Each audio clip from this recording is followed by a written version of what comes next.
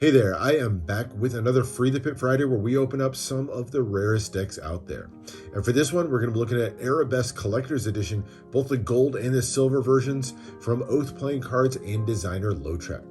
Now, these decks really are something special. They were released back in 2018 as the second deck in the Heritage series, following the previous Icons decks. And these were actually originally, the gold version was originally sold as a mystery deck. People paid for this deck sight unseen, and those that really took that plunge were treated to a truly outstanding deck that just exuded luxury in every way.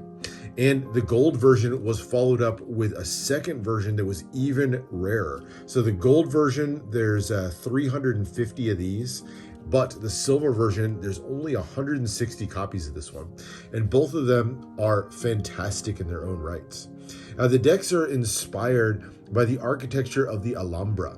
The Alhambra is a palace and fortress complex in Granada, Spain, and it features some of the most intricate and amazing and well-preserved architecture that you'll find in the entire Islamic world.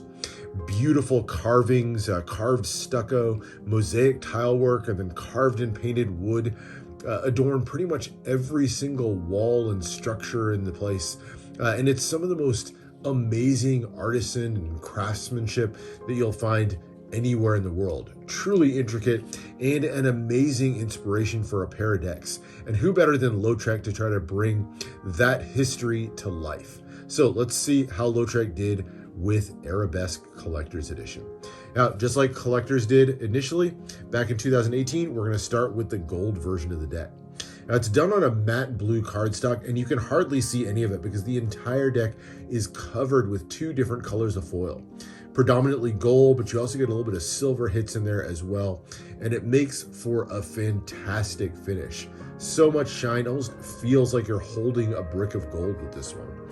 You can see Arabesque written in this sort of Arab-inspired font on the front, although you can sort of make out the English letters in there. And of course, premium quality playing cards. Of course, I assure you these are that.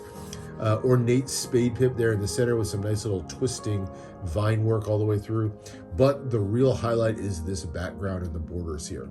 All of it done in the gold, silver, gold, sort of alternating colors here, and some beautiful design work that's pressed into the gold. So you get that kind of stamping in the gold that produces all of these intricate details that are reminiscent of some of the carvings you might find in the Alhambra. Really cool textures all the way through. The embossing gives you a nice texture and feel to this thing overall, and just a truly impressive front to the tuck box. On the sides here, you get Collector's Edition, bordered by yet more gold foil. Other side, Heritage Series. Bottom with your ad copy includes the numbering for the 350 deck edition. And then on the top, you can see more of that patterning, kind of reminiscent to some of the mosaic tiles that you might find in the palace. Back here has a foiled and embossed version of the back design of the cards. And as you open up the inner flaps, no seal on this one, you get more of that mosaic pattern look all the way through. Flat gold, surprisingly, I was surprised these inner flaps weren't actually stamped with any of the gold, but the flat gold on those, and then nothing printed on the interior of this tuck box, just a look at the blue that's actually the main cardstock color. So fantastic tuck box, just one of the most luxurious that I've ever felt. Truly impressive. But let's see if the cards hold up. And we'll start, as we usually do, with the back design. The foil does not stop with the tuck box. We get foils on the back design as well. Multiple colors of foil, and it's really beautifully used on this one. You can see the gold and the silver just gleaming in the light and giving you so much fantastic detail in this one. The back design kind of reminds me of like an ornate rug of some sort. Beautiful detailing and twisting patterns on the two-way design. And of course, that gold foil and the silver foil just gives you an extra dimension to the whole thing that's really, really impressive. Love bringing in the little bits of like that sea green color, the blacks and the reds. They kind of serve as accents against that really bright foil that dominates your eye as you kind of look across the card. And then finishes out with a nice medium white poker border to it. So there's your back design. You also get a pair of jokers. These feature a nearly identical character, obviously kind of a bit of a color swap on these, but it's a man seated cross-legged on a rug here, and he's playing what's called an oud, O-U-D. It's this curved-necked instrument that's frequently played around the Islamic world. Love the use of that Arabic style font, once again writing Joker here on the side, so you can sort of make out the English letters, but done in a very, very Arabic style. And then just a little bit to add copy down there with Arabesque Collector's Edition and designed and printed in Greece. Beautiful look to these with the pair of Jokers on this one, just kind of a color swap between them. The rest of the deck all features beautiful foils as well. Really nice use of it. So a mixture of metallic gold inks, but then the accents of the gold foil throughout that just really help this thing come to life. I particularly love the gold foil that's used in the pattern here on the background. So the Ace of Spades has that large spade pip, very similar to what we saw on the tuck box, all accented in golds. And then the beautiful border and background on this one. And again, heavy use of the gold foils throughout this. You get the name of the deck, Arabesque there, again in that same font, written top and bottom. And then a super ornate, again, Arab-inspired font used for the index in the corner. Almost makes it a little bit hard to read. The player's versions of the deck kind of modify that and make it a slightly easier to read version of the index. But thematically for this one, I think it's really, really nice. Love how the Pippin index here outlined in little bits of gold as well. That's the gold metallic ink instead of the gold foil on that part. And then as you go through the number cards on the deck, again, that same background with the multiple colors of foil. So the silver hits, the gold, and then the pips there in the center. Love the look of that font as we go through the numbers there. Oddly enough, as ornate and, objectively kind of a hard to read font, still manages to be fairly recognizable for the numbers.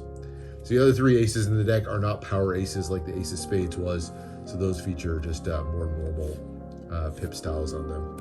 And you'll see the pips do get a little bit crowded as you get to the larger numbers, just sort of a function of the really broad and fancy frame that's around the whole thing. But still a beautiful look to these. I particularly like the shape used on the club pip here. That point at the top kind of made to look a little bit like an arch you'd find somewhere in the palace. So there's your clubs, and then finishing with the hearts. So continuing the luxury even with the numbers and the pips here. And then we get to the court cards. And the court cards definitely draw some inspiration in terms of poses and even things like the flowers or the swords that are being held. Draw some inspiration from your classic bicycle courts, but obviously these are completely redone to fit the Arab style. So in the Arabesque mode of the entire deck, we get these that are all sort of done up in garb that really sort of remind you of an Arab style. Obviously the turbans or the headdresses that they're wearing, the really ornate and fancy clothing. And of course, just like everything else in the deck, it's given a heavy dose of both gold and silver foils to just help this thing shine as you tilt it in the light. Really beautiful look to it overall. And I love the little touches, things like swapping out the sword with a scimitar, this one glowing with silver metallics there. They just give it that extra little vibe. The background as well, just really beautiful. You can see just how fine the line work is on some of that gold foil. So there's your diamond quartz now. That Jack of Diamonds, really, really cool. I love the look of the shield there. And then into the clubs. And again, you'll see little influences from the classic bicycle quartz, like the orb, or this little candle here, kind of reminiscent of like the orb that you'll see on a bicycle court. There's like the feather in the hand of the Jack of Hearts. So little touches that bring you back to the classic quartz, but definitely give an all new life in this Arabesque style. And that is the deck. Truly amazing. The use of multiple colors of foil to mix in with the artwork, I think, is just so beautifully incorporated. And that's just one version of the deck. So we do also have the silver version of the deck. Now, very, very similar on this one. You'll see with the tuck box, all the colors have been inverted. So where we had gold is now silver, and then vice versa on this one. So the colors very similar, but inverted or reversed on this one. I personally love the way the silver turned out. I think just really bright look to it overall, and just very vibrant. So while I think the gold is impressive, I personally prefer the silver marginally. And then as you get to the cards themselves, we'll see the color swap continues a bit as well. So all the gold metallics on the back design now replaced with silver. And again, I think that silver, a great match with the teals that are in this one. And again, kind of completing that reversal, we do get hits of gold here, but instead of it being the main color, it's kind of used here as the accent color. And the faces of the cards, again, the gold and silver have been switched on these as well. So where we saw gold accents, we now get silver accents, but otherwise a very similar feels to the deck overall. So seeing there now the background done in silver metallics instead of the gold, and same thing as you get into the core cards. Both of them absolutely beautiful decks in their own right. So kind of up to personal preference as to which one you prefer. But for me, the silver one just sort of marginally takes it. Now, as far as handling, that's probably the one drawback on this deck, and not uncommon for Lotrek decks in general, but especially one that has this heavy use of foil. So definitely going to be a clumpy fan on this one. And the cards themselves are a lot thicker. So a lot harder to shuffle or to use in dribbles or springs and things like that. Just a stiffer feel to the deck and not very smooth for fanning. That said, with a deck this rare, as valuable as these are, this is definitely not going to be one of those decks that people are going to make heavy use of for like gameplay or cardistry or anything. That said, if you could use it for cardistry, this would be a really flashy deck to use for it. But these are mostly going to be decks that are going to sit on people's shelves, and ones that for the most part are probably going to stay sealed on the shelf, if I'm totally honest. That said, always love to free the pip, so glad to get a chance to share this one with you guys. Now, I should say, just as a quick shout out, a big thank you to Ryan, who loaned me these decks. He loaned me a few other decks as well to check out, but the Arabesques had to be the coolest and most impressive that he loaned me. So these don't happen to be my own decks, but so happy that Ryan loaned me his so that I could check them out on the channel. And hope you guys enjoyed the chance to check them out as well. But anyway, that's it for now. Hope you enjoyed. Make sure to subscribe for more deck reviews, more unboxings. Let me know what else you want to see, and I'll see you for the next one.